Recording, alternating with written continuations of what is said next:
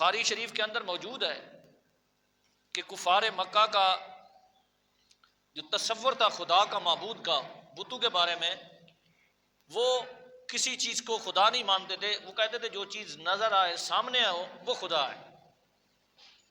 اگر انہیں پہلے سے بت گھر میں رکھا ہوا ہے پتھر کا، اگر بازار میں یا کہیں اور خوبصورت پتھر نظر آ جائے تو پہلے خدا کو پھینک دیتے تھے، نیا لے کر گھر میں رکھ دیتے تھے.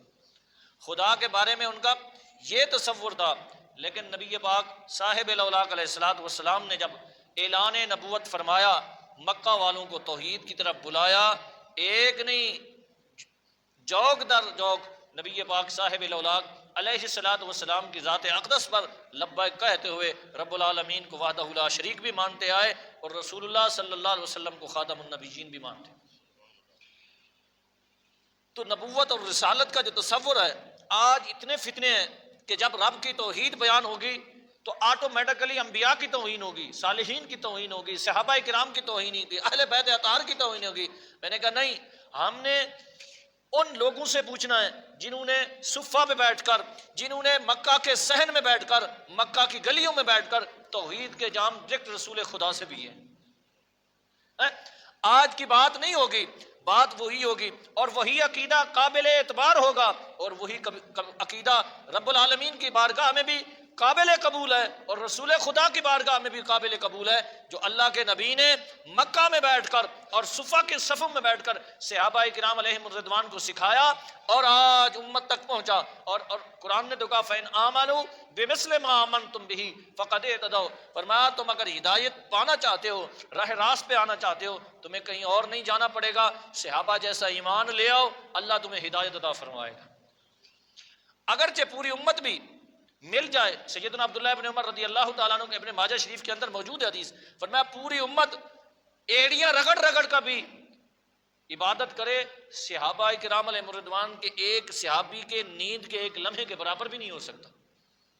وہ تو بڑی شانوں والے ہیں، وہ بڑے مقام والے ہیں، وہ بڑے رفعتوں والے ہیں، لیکن صحابہ کرام علیہم الرضوان نے کیا رسول خدا صلی اللہ علیہ وسلم کی ذات اقدس پر کیسے ایمان لائے، آقا علیہ السلام کی ذات اقدس کو کیسا مانا، حضور کی شانیں کیسے بیان کی، پھر بات بنے گی.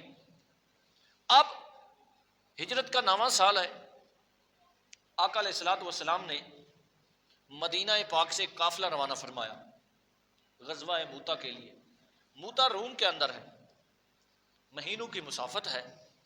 اور جب نبی پاک صاحب الاولاق علیہ الصلوۃ والسلام نے بھیجا نا، تو آقا علیہ الصلوۃ والسلام نے کمانڈر اور خود مقرر فرما کے بھیجے. فرمایا حضرت زید رضی اللہ تعالیٰ عنہ، زید بن حارثہ جو نبی پاک علیہ الصلوۃ والسلام کے غلام ہیں، فرمایا یہ تمہارے چیف ہیں اس قافلے کے، یہ جو موتا کی طرف جا رہا ہے، یہ بخاری شریف کے اندر موجود ہے. میرے آقا نے فرمایا اگر یہ شہید ہو جائیں تو پھر حضرت جعفر ہے، اگر حضرت جعفر بھی شہید ہو جائیں پھر عبداللہ بن رواحہ ہے، اگر عبداللہ بن رواحہ بھی شہید ہو جائیں پھر کمانڈ سیدنا خالد بن ولید رضی اللہ تعالیٰ عنہ کے پاس جائے گی. آقا علیہ الصلوۃ والسلام نے خود اس قافلے کو موتا کی طرف روانہ فرمایا. صحابہ کرام چلے گئے. نبی پاک علیہ الصلوۃ والسلام مہینوں کی مسافت ہے، موتا کے مقام پر حضرت سیدنا نبی پاک علیہ الصلوۃ والسلام نے جو ترتیب دے کے بھیجی صحابہ کو، اس ترتیب سے جانا ہے اور مہینوں کی مسافت ہو. اور آپ کو پتہ ہے سفر کے اندر بے شمار چیزیں آتی ہیں، بندے سوتے بھی ہیں، جاگتے بھی ہیں، سفر بھی کرتے ہیں، معاملات بھی ہوتے ہیں، مختلف چیزیں. موتا میں صحابہ پہنچ گئے، رومیوں سے مقابلہ ہوا اور نبی پاک صاحب الاولاق علیہ الصلوۃ والسلام کی ذات اقدس مدینہ پاک میں جلوہ گر ہے، حضور منبر پر جلوہ گر ہیں، صحابہ کی جماعت سامنے بیٹھی ہے. یہ جماعت صحابہ موتا میں لڑ رہی ہے دشمنان اسلام کے ساتھ. آقا علیہ السلام نے فرمایا اب اسلام کا جھنڈا میرے غلام حضرت زید کے ہاتھ میں ہے. فرمایا ثم اصیب زید. آقا علیہ السلام نے فرمایا حضرت زید لڑتے لڑتے شہید ہو گئے، لڑتے لڑتے شہید ہو گیا. اب صحابہ کرام علیہ رضوان مسجد نبوی میں بیٹھے ہیں، حضور صحابہ کے سامنے ہیں، لیکن مہینوں کی دور مسافت سے حضور اس جنگ کا معائنہ فرما رہے ہیں، صحابہ کو سب کچھ بتا رہے ہیں.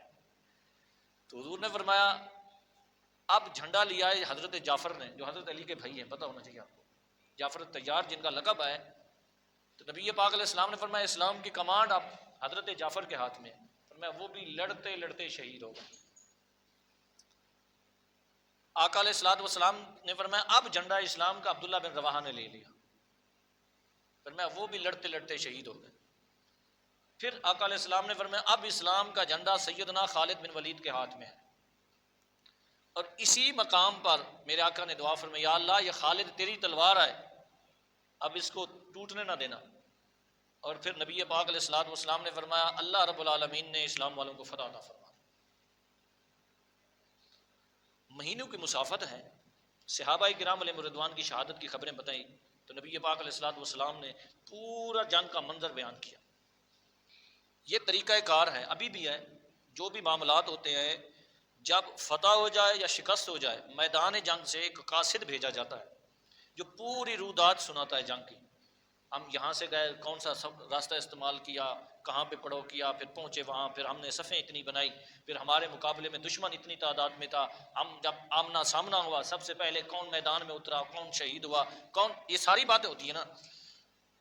اسی جنگ موتا پر تبصرہ کرتے ہوئے امام ابن کثیر نے البدایہ والنہایہ کے اندر لکھا، فرماتے ہیں ان یعلا بن امیہ، حضرت سیدنا یعلا بن مرہ امیہ، یعلا بن امیہ رضی اللہ تعالیٰ عنہ یہ جنگ کے اندر موجود ہے. جب اللہ نے فتح عطا کر دی حضرت خالد کے ہاتھ میں، تو فتح کی خبر لے کر حضرت سیدنا خالد بن ولید نے خط لکھا اور حضرت یعلا بن امیہ کے ہاتھ میں دیا. فرمایا جاؤ مدینہ پاک میں آقا علیہ السلام کی بارگاہ میں پیش کرو. فرماتے ہیں حضرت سیدنا یعلا بن امیہ رضی اللہ تعالیٰ عنہ موتا سے جو مہینوں کی مسافت ہے چلے، ہزاروں میل دور ہے، مدینہ پاک میں آئے.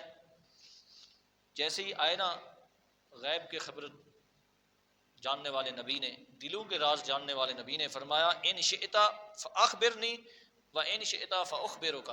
فرمایا میرا غلام مجھے پتہ ہے تو کیا لے کر آیا ہے، فتح کی خوشخبری لایا ہے نا، اگر تو کہتا ہے تو تو جنگ کا منظر بیان کر دے، کیا بیتی، کیا ہوا، کیسے ہوا، سفر کیسے گزرا، مقابلہ کیسے ہوا، کون کون سے صحابہ شہید ہوئے، کون کون سے زخمی ہوا. فرمایا اگر چاہتا ہے تو اللہ کا حبیب سب کچھ بیان کر دیتا ہے. تو صحابہ کرام علیہم رضوان کیونکہ حضور کے غلام تھے، انہوں نے کہا یا رسول اللہ جب آپ بیان کرنے چاہتے ہیں، اور یہ بات ذہن میں رکھیں صحابہ کا عقیدہ ہے، جب حضرت سیدنا خزیمہ رضی اللہ تعالیٰ عنہ قرآن کا فیصلہ کہ ایک بندے کی گواہی ایک ہے، نبی پاک علیہ السلام نے فرمایا میرے خزیمہ کی گواہی دو بندوں کے برابر ہے. سیدنا خزیمہ کی آقا علیہ السلام سے ایک بندے سے لین دین کیا، اونٹ لیا، اس نے کہا نہیں لین دین ہوا، تو سیدنا خزیمہ موجود بھی نہیں تھے. تو آپ نے فرمایا اللہ کا حبیب سچ فرما رہے، حضور نے جو بات کر دی ہے وہ سچی ہے. بعد میں میرے آقا نے فرمایا خزیمہ تو نے کیسی بات کر دی؟ فرمایا یا رسول اللہ جب ہم آسمان کے خبروں کی آپ کی تصدیق کر دیتے ہیں تو آپ تو صادق الامین ہیں، آپ نے تو کبھی جھوٹ بولا ہی نہیں، جو بھی آپ کی مبارک زبان سے نکلتا ہے حق ہی نکلتا ہے، سچ ہی نکلتا ہے. تو آقا علیہ السلام نے فرمایا جا خزیمہ، جہاں پر دو بندے گواہی دیں گے ایک طرف خزیمہ کھڑا ہو جائے، تیری گواہی دو کے برابر ہے. تو حضرت یعلا بن امیہ رضی اللہ تعالی عنہ نے عرض کی یا رسول اللہ آپ بتا دیں. تو ذرا حدیث کے لفظ سنیں، امام ابن کثیر نے کیا لکھا، فاخبرہم رسول اللہ صلی اللہ علیہ وسلم کلہ، نبی پاک علیہ السلام نے مہینوں کی مسافت کی ساری چیزیں بیان کر دی ہیں کہ تم مدینہ پاک سے فلاں ٹائم فلاں دن روانہ ہوئے، تمہیں رات فلاں مقام پر ہوئی، صبح تم نے قافلہ اتنے بجے فلاں جگہ سے شروع کیا، تم نے فلاں جگہ پہ کھانا پکایا، تم نے فلاں جگہ پہ یہ کام کیا. وَوَصَفَهُ لَهُمْ، اللہ کے حبیب علیہ الصلوۃ والسلام نے جنگ موتا کی ایک ایک بات اور ایک ایک چیز صحابہ کرام علیہم الرضوان کو بتا دی. اور اللہ کے حبیب صلی اللہ علیہ وسلم اگرچہ اس جنگ کے اندر موجود نہیں، حضور مدینہ میں، صحابہ موتا میں، سفر میں مختلف حالات گزرتے ہیں، واقعات گزرتے ہیں، مختلف چیزوں سے آنا جانا ہوتا ہے، سب کچھ ہوتا ہے، اللہ کے حبیب نے سب کچھ صحابہ کرام علیہم الرضوان کو بتا دیا ہے. اگلی جو بات ہے نا، جو عاشق ہوتا ہے جب محبوب کی بات سنتا ہے، تو سیدنا یعلا بن امیہ رضی اللہ تعالی عنہ نے نعرہ تکبیر بھی لگایا، نعرہ رسالت بھی لگایا. فرمایا کیونکہ رسول اللہ کی مبارک زبان سے جو بات نکلے پھر ایمان میں اضافہ بھی ہوتا ہے، یقین میں مزید پختگی آتی ہے. اور یہ صحابہ کی سنت ہے کہ جب رسول اللہ کی شان سنے نعرہ تکبیر بھی بلند کیا جائے، نعرہ رسالت بھی بلند کیا جائے. فرمایا والذی بعثک بالحق، فرمایا قسم ہے مجھے اس پروردگار کی جس نے آپ کو حق کے ساتھ بھیجا ہے. ما ترکتا من حدیثہم حرفا. اور آپ کو پتہ ہے نا میدان جنگ میں مشاورت بھی ہوتی ہے، جب کمانڈر ہوتے ہیں آپس میں مشاورت بھی ہوتی ہے، بہت ساری راز کی باتیں بھی ہوتی ہیں جو کسی کو نہیں پتا ہوتا، ہر سپاہی کو نہیں بتائی جاتی ہر بات ہے، جو خاص لوگ ہوتے ہیں ان کو پتا ہوتا ہے. صحابہ کرام علیہم الرضوان کا عقیدہ تو دیکھیں اور اس صحابی کی بات تو سنیں. فرمایا قسم ہے اس پروردگار کی یا رسول اللہ جس نے آپ کو حق کے ساتھ بھیجا ہے، ما ترکتا من حدیثہم حرفا، میرے آقا آپ نے جو جو بیتیا ایک ایک حرف کر کر کے بیان فرما دیا ہے. آپ نے جنگ موتا کا ایک حرف بھی نہیں چھوڑا. اے اللہ کے حبیب آپ نے سب کچھ بیان کر دیا. یہ نبی پاک صاحب الاولاق علیہ الصلوۃ والسلام کی عظمتیں ہیں اور رسول اللہ صلی اللہ علیہ وسلم کی یہ شانیں ہیں کہ نبی پاک صاحب الاولاق علیہ الصلوۃ والسلام کو اس طرح مانو. سیدنا عبداللہ ابن عمر رضی اللہ تعالیٰ عنہ سے کسی نے پوچھا کہ آپ جو سفر کے اندر قصر نماز پڑھتے ہو، 4 کی جگہ پہ 2 پڑھنی ہے نا، فرضوں میں صرف کنسیشن ہے، یہ بھی دھیان میں رکھنی ہے بات. قرآن میں اتنا آیا ہے، قرآن میں تو اتنا آیا وَإِذَا ضَرَبْتُمْ فِي الْأَرْضِ فَلَيْسَ عَلَيْكُمْ جُنَاحٌ أَن تَقْصُرُوا مِنَ الصَّلَاةِ. فرمایا جب تم سفر پر ہو تو قصر کرو، جب تم سفر پر ہو نماز کی قصر کرو. قرآن کے اندر قصر کی تفصیل تو نہیں، کتنی کلومیٹر ہو، 4 کی جگہ پہ 2 پڑھنی ہے، 3 پڑھنی ہے، 1 پڑھنی ہے، اور کب پوری پڑھنی ہے، کب جا کے قصر شروع ہوتی ہے، قرآن کے اندر تفصیل تو آئی نہیں. سیدنا عبداللہ ابن عمر رضی اللہ تعالی عنہما نے فرمایا پتہ نہیں، فرمایا ہمیں نہیں پتا. ان اللہ بعث الینا نبیا، فرمایا اللہ رب العالمین نے ہم پہ کرم کیا، اپنا حبیب ہماری طرف بھیجا ہے. اللہ نے اپنا آخری نبی اور رسول ہمیں عطا کیا، ہمیں کسی چیز کا نہیں پتا. فرمایا حتی یصلی رسول اللہ صلی اللہ علیہ وسلم ونصلی کما رأیناہ، فرمایا ہمیں کسی چیز کا نہیں پتا، ہم نے رسول اللہ کو ایسے پڑھتے ہوئے دیکھا ہے، ہم بھی اسی طرح پڑھتے ہیں. ہمارا ایمان، ہمارا یقین، ہمارا دین، ہمارا ایمان کچھ اور نہیں، وہ رسول خدا کی ذات اقدس ہے. ہم نے دیکھا کہ نبی پاک صاحب الاولاق علیہ الصلوۃ والسلام اتنی مسافت پہ جا کے 2 رکعت ادا کرتے تھے، ہم بھی 2 رکعت ادا کرتے ہیں. حضور علیہ الصلوۃ والسلام اتنی مسافت پہ جا کے پوری نماز پڑھتے تھے، ہم بھی پوری نماز پڑھتے ہیں. ہمیں کسی کی کوئی خبر نہیں، ہم سے پوچھنا ہے تو رسول اللہ کی شانیں پوچھیں، حضور کی عظمت پوچھیں، حضور کی شانیں پوچھیں، حضور علیہ الصلوۃ والسلام کی ذات اقدس کے بارے میں پوچھیں، کیونکہ ہم نے تو ایک ایک ادا اپنے حبیب کے اپنے سینوں کے اندر محفوظ کر کے رکھی ہوئی. اور یہی عبداللہ ابن عمر ہے، پتہ ہے آپ کو، آپ کے غلام ہے، مشہور ہے، حضرت نافع، دونوں سوار ہیں ایک دفعہ سواری پہ، تو آپ نے اپنے غلام کو اتار دیا، فرمایا ٹھہر جا، رک جا. وہ اتر گئے سواری سے. سیدنا عبداللہ بن عمر راستے پہ گئے نا تھوڑی دیر آگے تک، اور ایسے جھک گئے، پھر ایسے سیدھے ہو گئے، سواری کو ادھر تک لے گئے، پھر واپس لے آئے سواری کو، پھر اسی طرح ایک خاص جگہ تھی، ایسے جھکے رہے، پھر سیدھے ہو گئے. تو غلام بڑا حیران ہوا، نہ کوئی ایسی چیز ہے کہ بندے کو سر کے اوپر لگے جس کی وجہ سے بندہ جھکے، نہ کوئی اور معاملہ تھا، نہ کوئی کام تھا کہ حضرت عبداللہ ابن عمر گئے ہوں، کوئی ضرورت ہو، کوئی قضاء حاجت کی ہو، یا کوئی اور کوئی کام کیا بھی کچھ نہیں. یہ ادا دیکھ کر حضرت سیدنا نافع بڑے حیران ہوئے. عبداللہ ابن عمر سے فرمایا یہ کیا کیا؟ فرمایا تجھے تو نہیں پتا، میں نے تو اپنے حبیب کی ایک سنت کو ادا کیا ہے. فرمایا ایک وقت تھا، اس مقام پر ایک درخت تھا، نبی پاک علیہ الصلوۃ والسلام سواری پر سوار تھے، جب میرے آقا کی سواری گزرنے لگی نا تو رسول اللہ اس درخت کی وجہ سے ایسے جھکے تھے. جب حضور نے وہ درخت کراس کیا، پھر میرے آقا سیدھے ہو کے بیٹھ گئے سواری پر. فرمایا آج درخت موجود نہیں، لیکن اس جگہ سے گزرا ہوں، مجھے یار کی ادا یاد آ گئی ہے، میں نے کہا وہ ادا کر کے جاؤں. اور یہ بخاری کے اندر موجود ہے، یہ کوئی بھی نہیں بتائے گا. حضرت سالم ہیں جو بہت بڑے قاری ہیں، جو غزوہ یمامہ میں شہید ہوئے، جو سیدنا صدیق اکبر کے دور میں ختم نبوت پہ لڑا گیا نا یمامہ کے اندر، اسی کے اندر یہ صحابی شہید ہوئے. اور یہ حضرت سالم وہ صحابی ہیں جن کا قرآن رسول اللہ خود سنتے تھے، اتنے بڑے قاری تھے. تو حضرت سالم نماز فرض پڑھنے کے بعد باقی جو نماز ہے نا، سنتیں نوافل ہو گئی، وہ ایک ستون کے ساتھ پڑھتے تھے مسجد نبوی میں.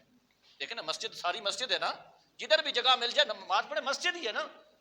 تو کسی نے آپ، یہ بخاری کے اندر موجود ہے، کسی نے آپ سے پوچھا کہ خاص جگہ کیا ہے وہ ستون کے اندر، کوئی خاص کیا جگہ ہے، کیا وجہ ہے؟ فرمایا تمہیں نہیں پتا، میں نے کئی بار اس مقام پر کھڑے ہوئے رسول اللہ کو نماز ادا کرتے ہوئے دیکھا ہے، میرا دل کرتا ہے میں اسی مقام پہ اسی جگہ پہ کھڑا ہوں جہاں میرا حبیب کھڑے ہو کے نماز پڑھتا. یہ صحابہ کرام کی عظمتیں ہیں، یہ صحابہ کرام کی محبتیں ہیں. یہ دیکھیں جو آپ جیسا نبی کو سمجھتا ہو وہ ایسی ادائیں ادا کر سکتا ہے. وہ کہتے تھے صحابہ مولا کائنات سے لے کر آخری صحابی تک فرماتے تھے، یہ اعلان کرتے تھے حضور جیسا نہ پہلے کوئی آیا ہے نہ بعد میں آئے گا. یہ تو اعلان ہے نا. حضرت حسان نے بھی یہی کہا، مولا علی نے بھی یہی کہا، ابو بکر عمر عثمان و علی نے بھی یہی کہا، تمام صحابہ کرام نے بھی یہی کہا کہ حضور جیسا حسین، حضور جیسا کوئی نہ کائنات کے اندر پہلے آیا ہے نہ قیامت تک آئے گا. حضور کی شانیں بھی وراء الورا ہے، حضور کی ذات بھی وراء الورا ہے۔ اس لیے مسلمانوں حضور کی عظمت کو، حضور کی شان کو سمجھو۔